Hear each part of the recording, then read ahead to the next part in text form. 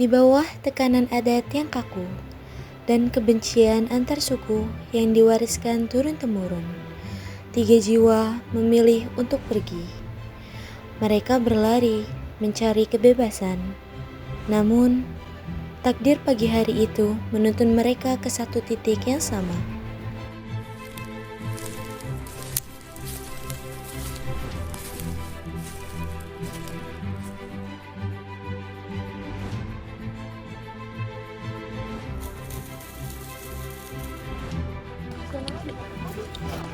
Siapa di sana?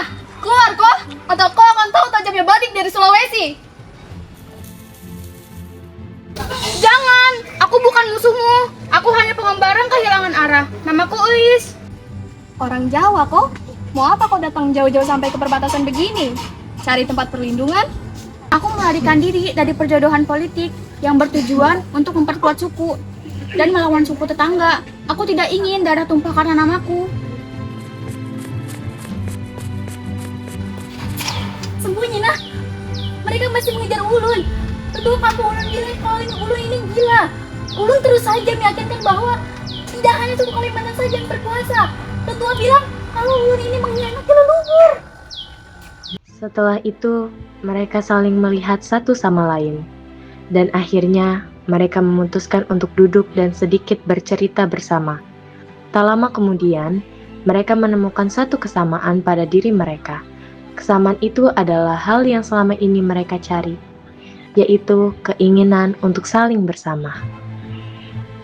Kita semua sama Ji di sini, pelarian. Saya pergi karena muak nih, kulihat orang-orang dari sukuku. Tiap ada kapal baru yang mendarat, asal senjata, terus Ji mereka tahu. Mereka bilang, waspadai, itu orang asing. Padahal bagi saya, sama-sama Ji, kita bernapas dari udara yang sama. Iya Pak, di pasar Ulun melihat orang Bali, Aceh, sampai NTT saling tatap penuh curiga. Padahal mun duduk satu meja sambil cerita, pasti indah banget negeri ini. Luka kita sama, kita tertekan oleh dinding yang dibuat orang tua kita. Dinding yang bernama kebencian. Mereka takut, ada apa yang tidak mereka mengerti. Bagaimana kalau kita kada usah terus lari lagi? Apa maksudmu? Mau Ki kembali ke sarang singa? Kamu benar. Jika kita lari, kebencian ini akan tetap ada. Jika kita bisa duduk di sini berbincang bersama, mengapa suku-suku lain tidak bisa? Bagaimana mun kita buat satu acara besar? Satu perayaan besar kita undang semuanya. Sumatera Barat, Sulawesi Selatan, Jawa, Papua, Aceh, sampai NTB. Kita buktikan kalau budaya kada seharusnya jadi alasan untuk permusuhan. Suka Kak sama ide gila ini? Nanti saya buat surat-surat, nanti saya sebar kemana-mana. Saya tantang mereka, datang maki semua di sini. Kita buktikan budaya mana yang paling hebat, tapi jangan bawa senjata. Aku akan buat narasinya. Kita tunjukkan bahwa seperti tarian Papua bertemu dengan gending Jawa, atau saat Samir Aceh bertemu dengan tenun NTB, yang lahir bukan kebencian, melainkan keajaiban. Kita mulai malam ini, 3 pemuda pelarian, tapi hati kita satu tujuan, menyatukan negeri ini. Dengan keberanian dan tekad yang amat kuat, akhirnya mereka berpisah untuk satu sama lain. Kemudian mereka pergi menyebarkan undangan kepada para legenda dan juga pemimpin suku untuk datang menghadiri acara yang telah mereka rencanakan. Acara yang mungkin selama ini sangat dibutuhkan, namun jika dibayangkan sangat mengkhawatirkan.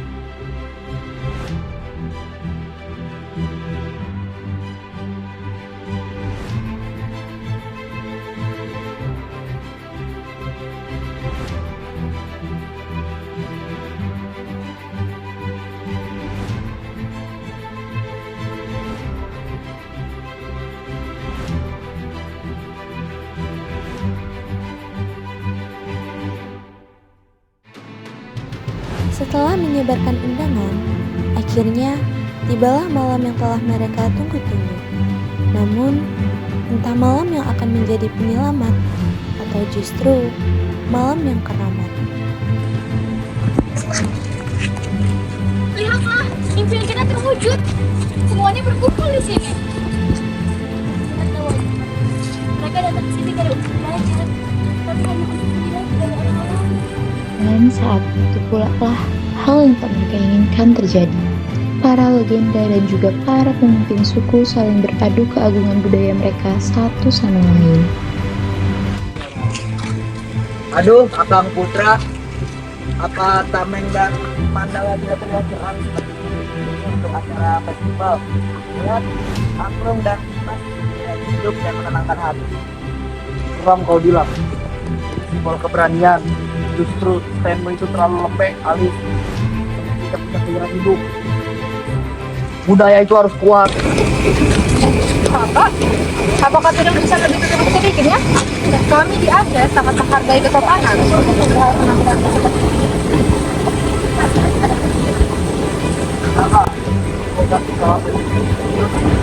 Surat pada alam. Kau sebut kamu tidak tobat. Kau yang tidak tobat. Karena mengatur-ngatur warna kulit kami. Dan kau punya men. Aku sekali bagi negara.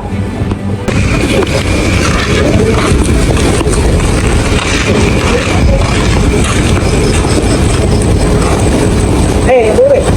Tadi nangis sama sekali. Kasar. Sampai mengatakan ini kau.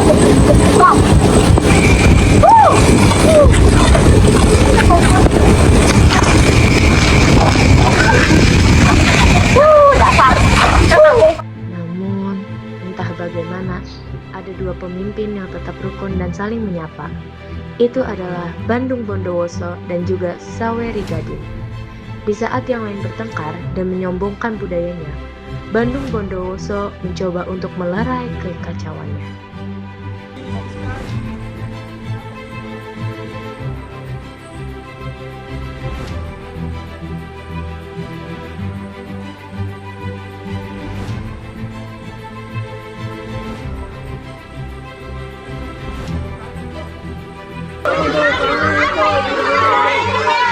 Sudah.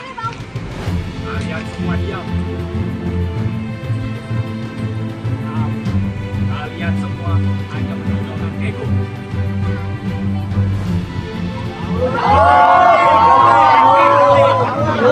Nanti kau semua beda masa.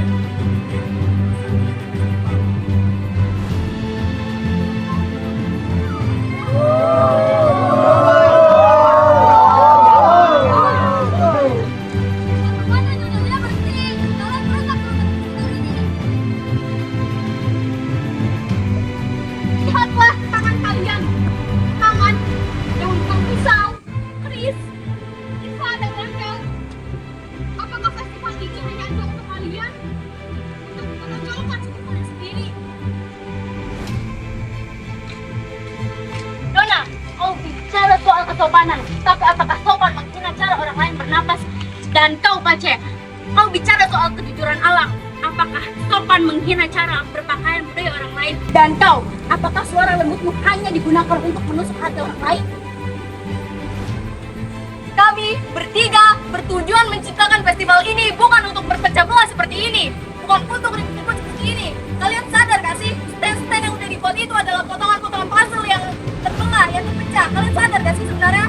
Apa kalian tahu, stand ini kami berbuat bersebelahan agar kalian sadar bahwa Nusantara ini tidak hanya bisa berdiri karena satu warna. Jika kalian ingin pulang dari sini karena merasa budaya kalian paling bagus, silahkan. Pintu keluar terbuka lebar. Tapi ingatlah, di luar sana, dunia pasti menertawakan kita. Karena kita hancur, bukan oleh musuh, tapi oleh kesombongan kita sendiri. Setelah mendengar perkataan dari tiga pemudi tersebut, barulah mereka tersadar bahwa yang membuat mereka merasa aman bukanlah senjata, namun rasa saling percaya dan kebersamaan.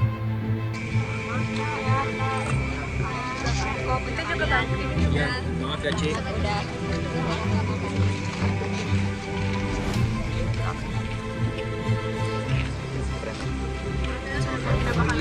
Saya kakak, kadang. Makasih ya kakak. Sorry ya Papua. Ternyata kita tidak butuh senjata tajam untuk menyatukan mereka. Kita hanya butuh sebuah cermin.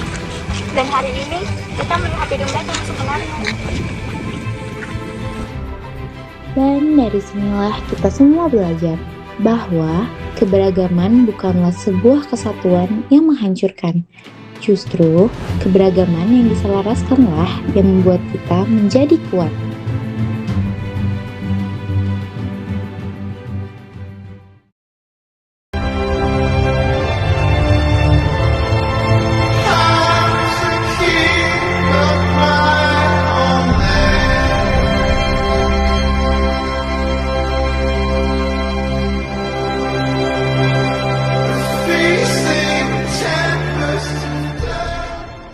Dinosaur!